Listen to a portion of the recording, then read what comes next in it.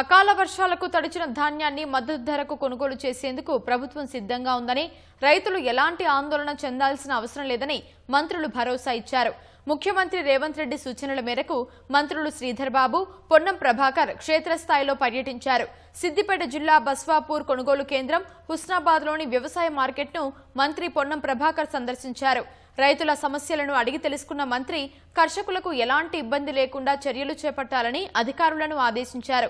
ధాన్యం తడిసి ఇబ్బందుల్లో ఉన్న రైతులకు ప్రభుత్వం పూర్తి అండగా ఉంటుందని కార్మిక శాఖ మంత్రి వివేక్ హామీ ఇచ్చారు. తడిసిన ధాన్యం విషయంలో రైతులు ఆందోళన చెందాల్సిన పని లేదని భరోసా ఇచ్చారు.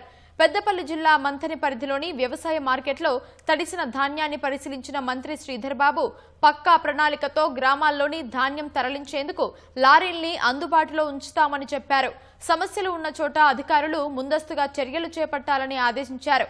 టార్పాలిన్ కవర్లను అన్ని ప్రాంతాలకు సరఫరా చేయాలని శ్రీధర్ బాబు సూచించారు.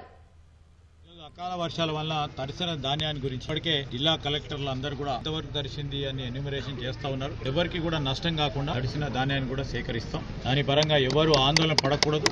ఇతర మరి ఏదైనా సమస్యలు ఉంటే వెంటనే పరిష్కారం చేయాలని అధికారులకు కూడా ఆదేశించడం జరిగింది. ఈరోజు మా రాష్ట్ర ప్రభుత్వం తప్పకుండా రైతుల పక్షాన సానుకూలంగా నిర్ణయాలు తీసుకుంటుందని నేను మనవి చేస్తాను.